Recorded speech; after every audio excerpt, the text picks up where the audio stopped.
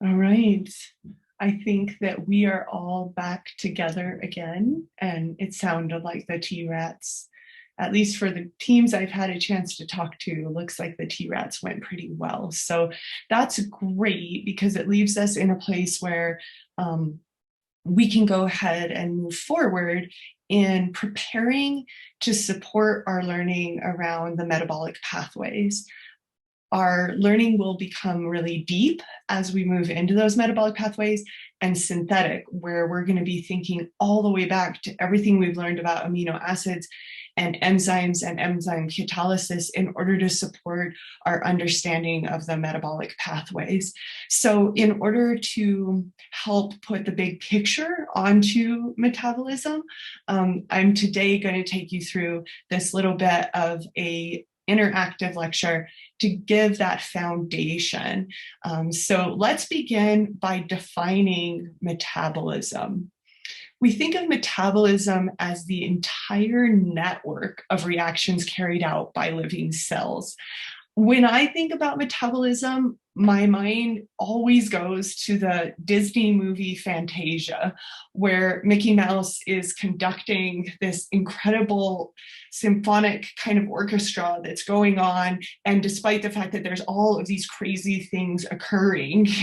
And so metabolism to me is a lot like that, is that there's just this incredible symphonic regulation that is very, very orchestrated, despite the fact that so many things, so much busyness is happening within a cellular system. So a very, very busy place. Based upon definitions, we split metabolism into two types. We think about pathways as either being catabolic or being anabolic. Catabolic means breakdown. A metaphor I like to think of is if you have a brick building and you take a wrecking ball to this brick building and it shatters apart and it liberates bricks everywhere. This is a catabolic pathway, breaking down something that is high in energy and liberating from that the bricks, the smaller molecules. We give those the sexy term precursor metabolites. But these are building blocks. They're the smaller molecules liberated during a breakdown pathway. Of course, ATP or energy in various forms is also liberated from catabolic pathways. This is pretty cool because that energy can be used for a lot of things. For example, it can be used to power transport. But additionally, it can also be utilized to power anabolic pathways. Anabolic pathways are the opposite of catabolic pathways. Anabolic pathways are buildup pathways. So now picture those bricks that were liberated from a catabolic pathway being used to build something new, to make something, and that pathway of synthesis requires energy. So energy has to be input. Precursor metabolites have to be input in order to support anabolic pathways. Now, the place where things get complicated is that pathways don't actually have to be just catabolic or just anabolic. In fact, many pathways are amphibolic, having a dual nature, and they can run in two different directions. However, a catabolic pathway doesn't ever just completely run backwards because there are certain energy generating steps that would negate the backwards reaction from ever happening. So more on that soon, but I want to muddy the message in us thinking about things as simply catabolic or anabolic. We tend to see primarily catabolic pathways with some anabolic contribution and amphibolic pathways in many cases that have a dual nature. So as we look now at an example, a very simplistic example of what a metabolic pathway can look like, we start out with the energy source. Now, I am constantly making the funny joke that this is Krispy Kreme donuts. So when you hear me use that, I'm kind of using it as a metaphor for simply food. When there's a starting energy source, how that energy source gets broken down is really the heartbeat of metabolism.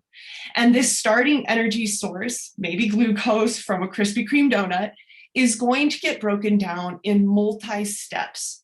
So here in this sort of simplistic metabolic example, we see that each step is catalyzed by a different enzyme, and that after each enzyme catalyzed step, an intermediate forms until finally at the end of the pathway, there's an end product that forms. As an energy source is broken down, we know that that is liberating energy. So what's coming off of this pathway is going to be things like ATP, but also high energy electrons. So this is, said another way, this is an oxidative pathway, a pathway in which the energy source is stripped and ripped of its high energy electrons to yield energy carrying molecules like we've talked about NADH. So this is yielded from this pathway.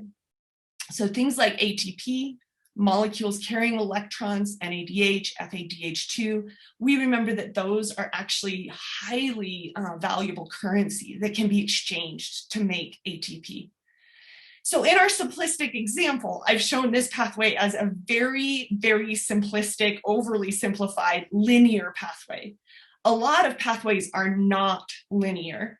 In fact, there are cyclic pathways, there are spiral pathways. Most pathways have branch points in them. For example, if intermediate B was an intermediate that was good looking to more than one enzyme, intermediate B could be converted into some other end product as well, besides just this end product. And we would see a branch point in that pathway. So a question that I want you to start to ponder before we watch this next video is, why do metabolic pathways occur in discrete steps? That is, why not just go from this wicked high energy source all the way to end product in one massive, explosive release of energy? Like, why not?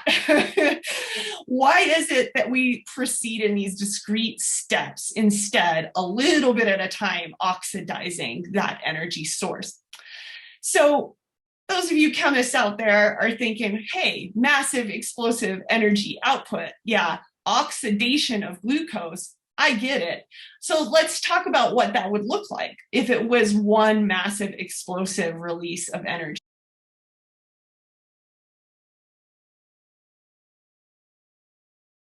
So Lonnie gives us a sense of what it would be like if we ate donuts that way, the massive explosive release. And truthfully, the same equation, actually the net equation, describes both of those things. So, right, the C6H12O6, right, that we're talking about when we're talking about glucose getting oxidized plus oxygen, right, to give that massive explosive release of carbon dioxide and water. However, we do it in discrete steps. So why do metabolic pathways proceed in discrete steps? So write your answer in the chat. Don't hit return yet, and I'll count down from 3 and we'll find out.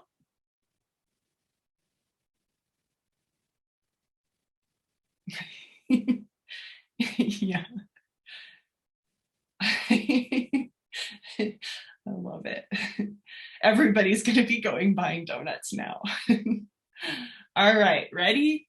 3, 2, 1, hit it. Good. So we don't explode. I love it. Excellent. Yeah, there'd be too much energy released at one time. Like, what would we do with it? It just, like, especially in this example, right? It's being released as heat. It's not being released in a form that's very useful. So these different physical processes require different amounts of energy. Excellent. Discrete quanta, we might even say, Claire, of energy. So the body needs a way of regulating energy. And really, every single one of those enzyme catalyzed reactions is your body's way of creating checkpoints. Every one of those can be a checkpoint where regulation can occur. So having it occur in these discrete steps allows for regulation to take place. It also allows for branch points to take place. And Manjir, I love what you're saying. It also allows this all to happen at physiological pH and temperature through enzyme catalyzed reactions. And remember how picky enzymes are about their substrates. They really only recognize particular substrates, and they only can catalyze a certain discrete change in those substrates with each reaction. So all of these are really good answers. I love them. And yeah, good. And so they establish control points, allows for like these discrete quantum energy that it can be held on to, right? The goal is to actually take that energy release and hold on to it and use it. So that's important, allowing for branch points, and quite simply, enzymes can't do it all.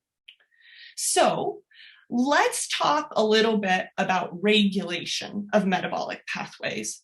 So we recognize that each one of those enzyme catalyzed steps is a place where regulation could occur. We know that enzymes can be regulated via things like covalent modification, that is, they can get phosphorylated to change their activity, and also via allosteric regulation. So both of those are really important for allowing us to ebb and flow and flux and control these pathways.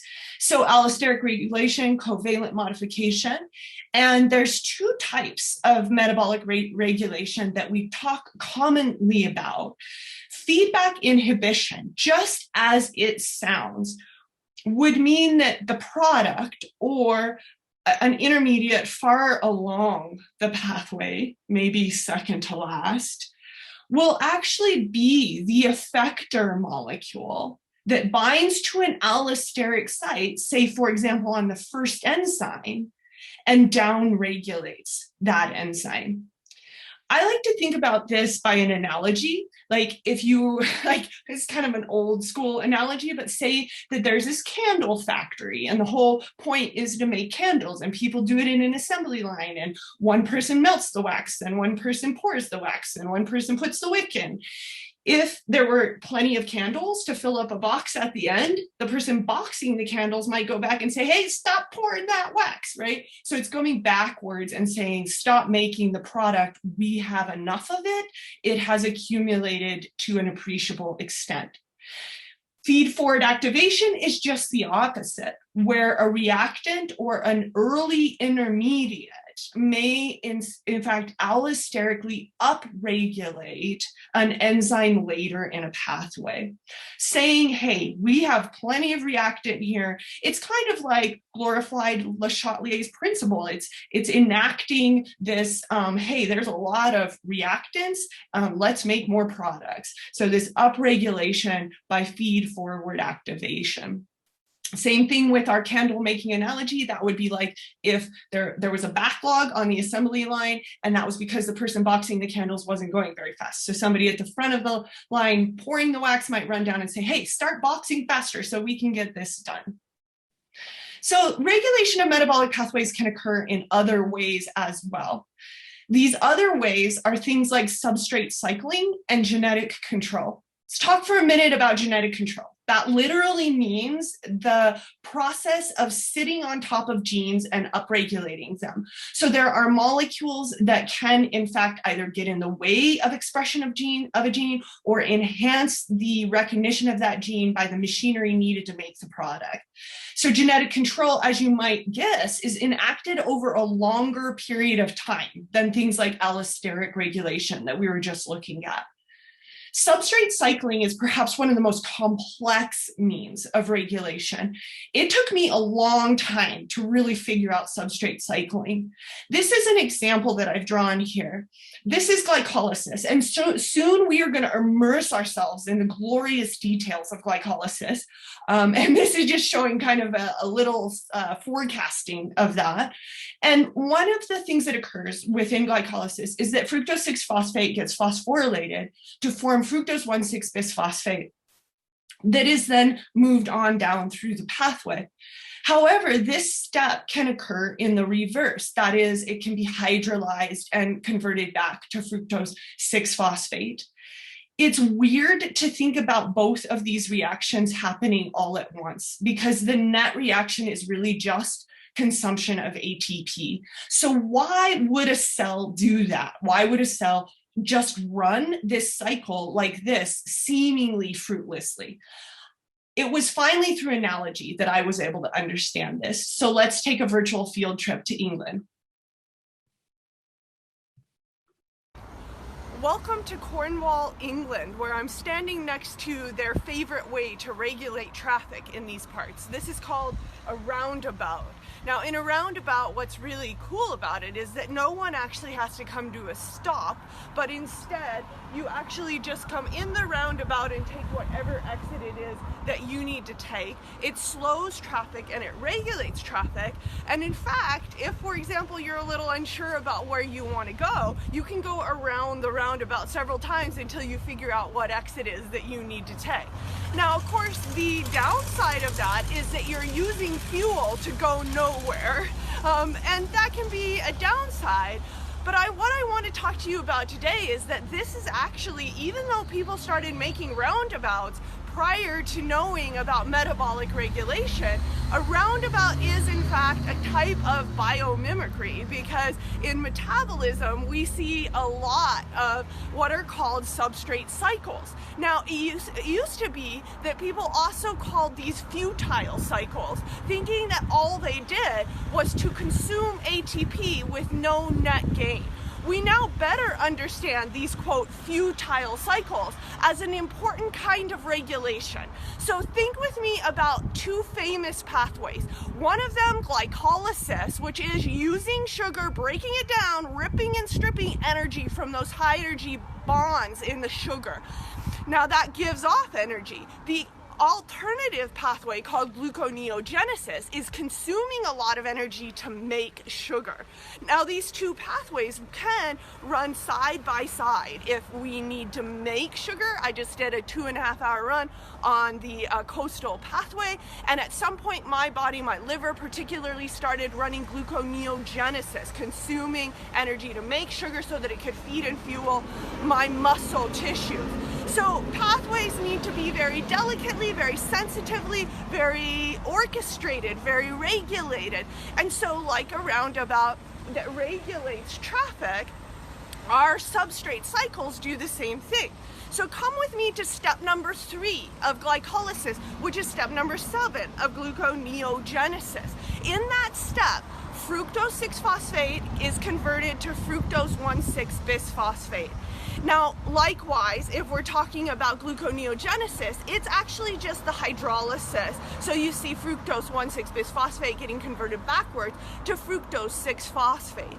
So much like a roundabout, what can happen at this step is if you're seeing the glycolytic step, it's the phosphorylation and conversion into fructose 1,6-bisphosphate. If you're seeing gluconeogenesis, it's the dephosphorylation, right, the hydrolysis of a high energy bond, bringing that backwards. So these two are like a roundabout in the way that they can occur.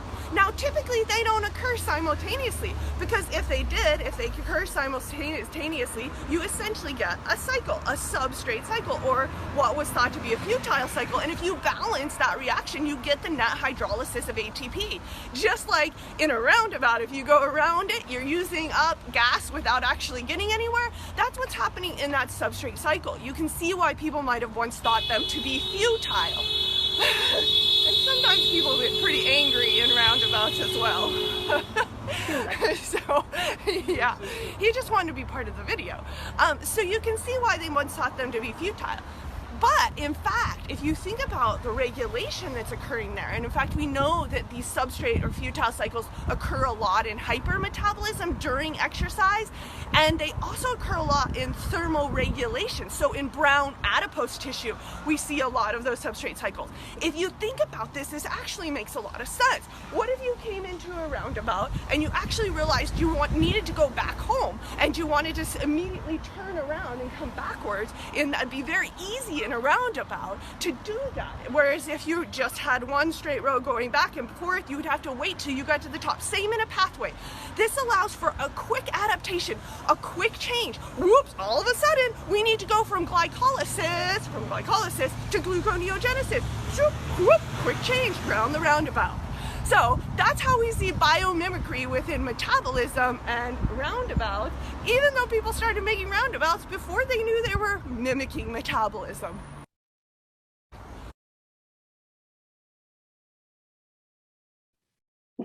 I remember to unmute. Here we go. So now that we can understand regulation of metabolism, I want to dive into the thermodynamics of metabolism. We have been steeped throughout our learning in equilibrium systems. In fact, when I was in college, I actually took a course called Equilibrium Systems. It was really hard. But in any case, we think about reactions coming to equilibrium. In a biological system, that is bunk because, in fact, and I love this quote, it's from the Voet and Voet text. It says basically, quote, "Indeed, in living systems that have reached equilibrium are dead." And so there aren't equilibrium systems within a living cell, but instead what we think about is flux. We think about flux being constant and that creating what we call a steady state. So let's think about what a steady state is. So rather than B and C being in equilibrium with one another, they are in flux, which means that A is constantly replenished in this system, which means that B gets made from A being converted to B, but at the same time, B is consumed and converted into C. Likewise, C is in flux and in a constant steady state where it is created by B and consumed to become D. So you get this idea of a constant replenishment and a steady removal rather than an equilibrium system. So B and C are in a steady state where the rate of formation of B from A equals the rate of utilization of B to form C. Over time, the concentrations of B and C don't change, but it's not because they're in equilibrium. Once again, I had a hard time understanding biological steady states until I realized they're a lot like a fountain. So let's go back to England and see what we can see there. Welcome to Greenway, where we're at Agatha Christie's home, a place where she did a lot of writing. This is her upper garden, and we're looking at a fountain where you can see that they're pumping water up to the top flower, and then it's falling down into the second flower, and then down into the bottom, being pumped back up. Whenever I see a fountain like this, I am reminded of metabolic states. So in metabolism, we see a lot of steady states. So we tend to think in chemistry a lot about equilibrium, but in metabolism, we have these pathways where one metabolite, an energy source, for example, glucose, is converted into another metabolite, which is then converted into another metabolite.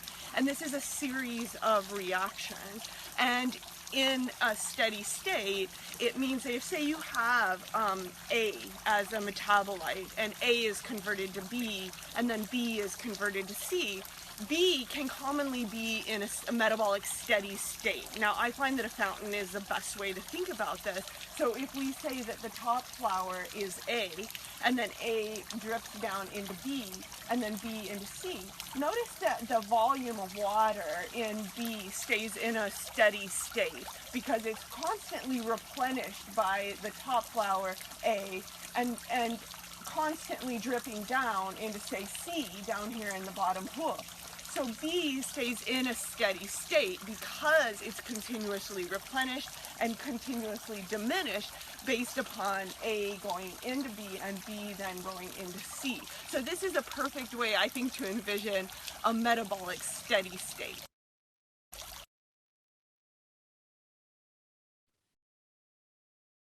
So as we think about this in terms of an equation for flux, we can think about flux being equal to the rate of the forward reaction minus that of the reverse reaction. So we can think about situations where we have two different types of reactions within metabolism. We will continuously describe these throughout our journey through all of the glycolytic pathways. So it's helpful to think about them with respect to flux. So right here where B is converted to C, we're showing this as a unidirectional arrow because this is a metabolically irreversible reaction. That differs from what we're showing between A and B, which are considered near equilibrium. We know they're not at equilibrium, but that they are near equilibrium, and that in fact can proceed reversibly. So you can see A going to B or B going to A, and that's the kinds of places in a metabolic pathway where we might see substrate cycling. We would never see that in a metabolically irreversible step, and in fact, if this were an amphibolic pathway, there would have to be an alternative bypass reaction that would allow C to get back to B. So what does flux approximately equal for a metabolically irreversible reaction? If we know in general B is converted to C, but not backwards, how would we simplify or give kind of an oversimplification to the flux equation? What could we say flux is approximately equal to what in the B goes to C reaction? You can type it in if you want to, or you can unmute and stuff. The rate forward? Yeah. Awesome, Drew. Perfect. So we could approximate then for a metabolically irreversible reaction that it would be approximately equal to the rate of that forward reaction. Excellent job. So we can think about what would set the flux for the entire pathway, and that would be our rate determining step. And as we get into metabolism, we'll meet some of those rate determining steps. Cool. So deep thought number 2. How would you define the first law of thermodynamics? How would you define the first law of thermodynamics? And you can type that into the chat.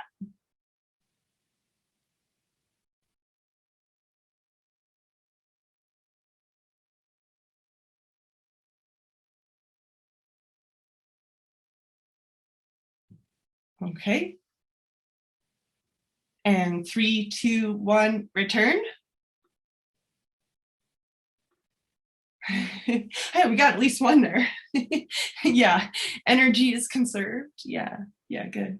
Yeah, energy is neither created nor destroyed. It is converted from one type of energy to another. Good, that's what Claire's got there. Energy is always conserved. It can be transformed. I love that you all have so many different ways of stating that first law of thermodynamics. Excellent job. So a little bit trickier question. What is an equation that you could write to relate change in internal energy to heat and work? We're not going to go too deep into that whole thing, but I want to think about it because I want to think about why in a biological system we can negate the work component of this equation and often do oversimplify this statement for cellular systems. So if you can remember an equation that we write relating change in internal energy to heat and work, and maybe a thought on why we can negate the work component and why we often do. Oh, Drew, you're so fast.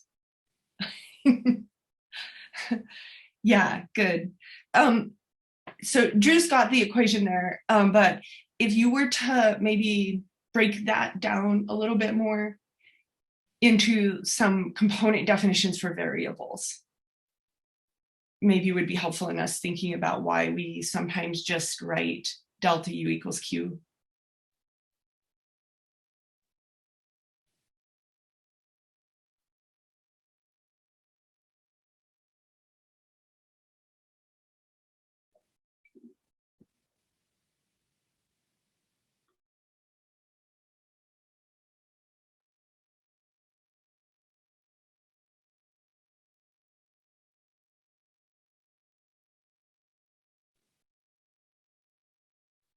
Yeah, this is good. This is looking good.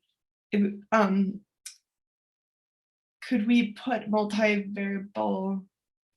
Yeah, and you're right, Tasnim. I mean, that's spot on. Could you break down that work term a little bit into two?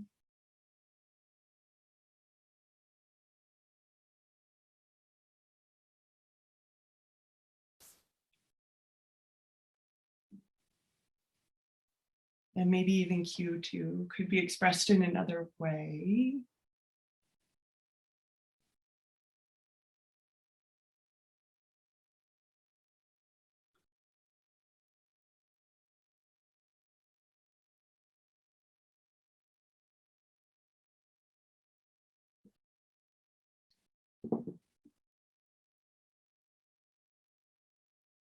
I can see the wheels turning like.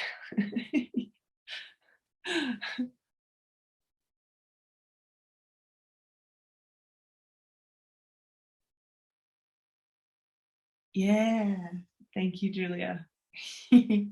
Yeah, so work is exactly pressure times volume. So this is why we tend to negate that work term, is because we tend to think about pressure as being steady within a biological system. And so we often will presume delta E equals delta H. That is that the total internal energy change is equal to the change in enthalpy. So we got there in the end of the day that the equations you were throwing in there can be, I guess, more complexly defined in either one of these two ways, but that in many cases, we will make this presumption of du approximately equaling dh. And that's a common presumption made in biological systems. So yeah, fun just to explore our memories in that area. Okay, so how would you define the second law of thermodynamics? And how could we write an equation for free energy change that considers both the first and the second laws of thermodynamics?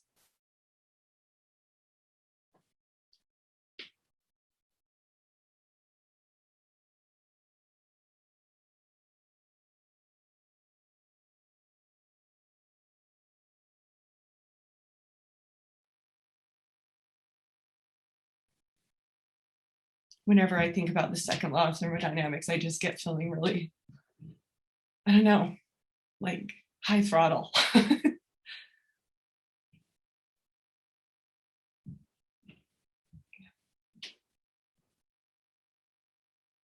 Yeah. Yeah, exactly, Claire. The second law is all about entropy. The way that, yeah, total entropy of the universe increases, like, does that not make you feel a little itchy? Like, just, oh, you know? I guess, you know, I know my house knows entropy pretty well right now. It's kind of like there's so many places to put my ski boots not away instead of away, right? I mean, the options for not away are limitless. So the way we often like to put this in biological systems is to say nature seeks chaos. So the entropy of the universe is constantly increasing. And I think we're getting to an equation that maybe helps us to understand both of these together. So yeah, exactly. Oh my gosh, Brett. So starting to think about putting these two together and thinking about them to explain the total Gibbs free energy, we start to get to the equation that looks like this. So the overall Gibbs free energy, or delta G, the overall change in Gibbs free energy, delta G, is equal to the enthalpy change, allowing us to think back to the first law of thermodynamics, minus the temperature times the change in entropy.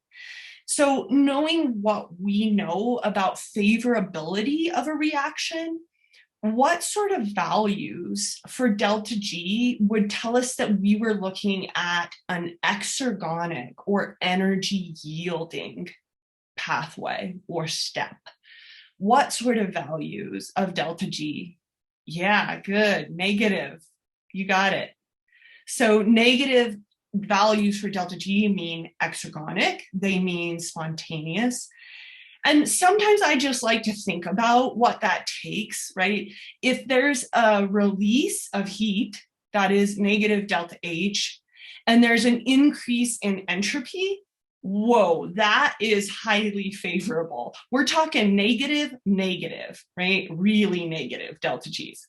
That doesn't mean that you would never see a situation where there could be a decrease in entropy. That actually can occur as long as the enthalpy term is large enough negative, enough heat release that it swamps the contribution of entropy increase or decrease. So there can be situations of that, but we know for sure that release of heat and an increase in chaos will give us a negative delta G, a spontaneous favorable reaction. We've also already seen this when we looked at reaction diagrams, where we looked at these Gibbs free energy on the y-axis with the progress of reaction on the x-axis, and we looked at the overall reaction progress diagram or reaction diagram, and we were able to look at delta G changes in that. In this case, we're seeing a reaction in which delta G is greater than 0. That is to say, in this case, this would be non-spontaneous reaction. It is not exergonic. What is it? Not exergonic, but it is. Endergonic. You got it. Good job. So different ways of writing an equation for delta G. We can also think about delta G as being the free energy of formation of the products minus the free energy of formation of the reactants, would also give us an equation for delta G. So a couple different ways to think about that. Okay, so some food for thought for you all. What is the difference between delta G naught, and delta G naught prime? You can write that in the chat. What is the difference between delta G naught, and delta G naught prime? And if you only know the difference between two of those, totally great.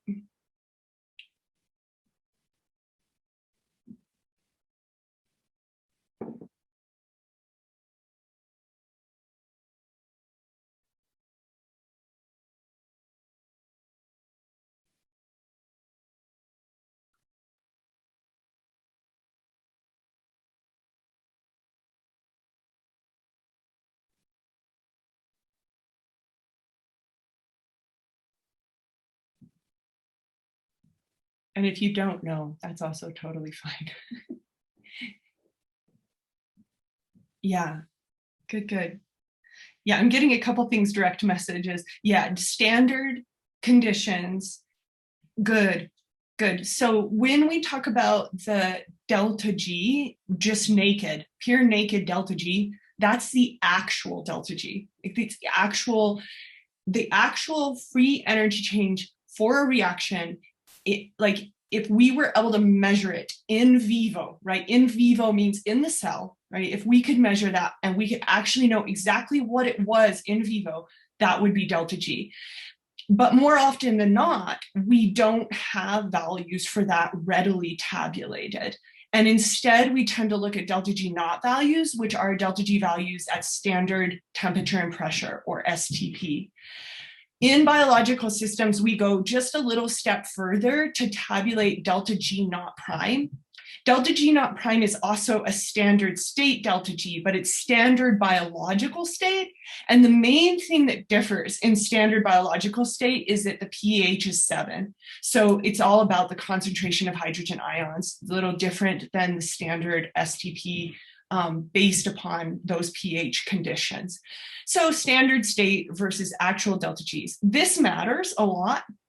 So as we go into this next section, please know that this is the first of 2 exposures to this. I have also created an after party for what we're about to talk about. So please know that this will seem a little quick, but there is an after party. So when we consider a reaction, A plus B goes to C plus D, we can actually relate the delta G actual, the real delta G, to the delta G naught prime, which is the standard biological state, using this equation. Some of you will recognize this equation, and you will probably for sure recognize the universal gas constant of being 8.315 joule per Kelvin mole. This equation does relate delta G and delta G naught prime, and that's an important thing. For now, I want to make note that if we were to look at this equation at equilibrium, where we could set delta G to 0, we could plug in KEQ, or the equilibrium constant, in for this ratio of products over reactants. And we could get an equation that also may look familiar, stating that delta G naught prime is RT, the natural log of KEQ. Converting that to base 10 logs, we get this lovely beast. But this equation is useful because it allows us to look at KEQ as a function of delta G naught prime changes. So This is notable because if delta G naught prime changes a very little bit, because this is exponential, we see a very large change in KEQ. So a really big impact. Take a moment, just a moment here to look at this. If we remember that negative delta G naught prime values are exergonic or energy yielding, how does that help us to understand KEQ values?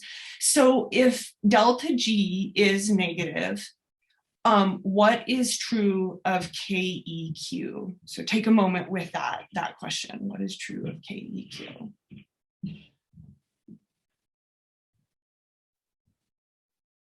If delta G is negative, what is true of KEQ?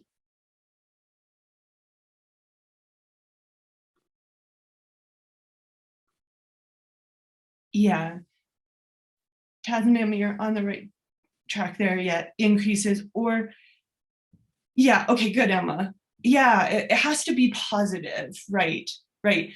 Okay, so that means the way that we usually put that is that KEQ must be greater than 1, and therefore the equilibrium lies with products, we say, right? Because KEQ is greater than 1, equilibrium lies with products.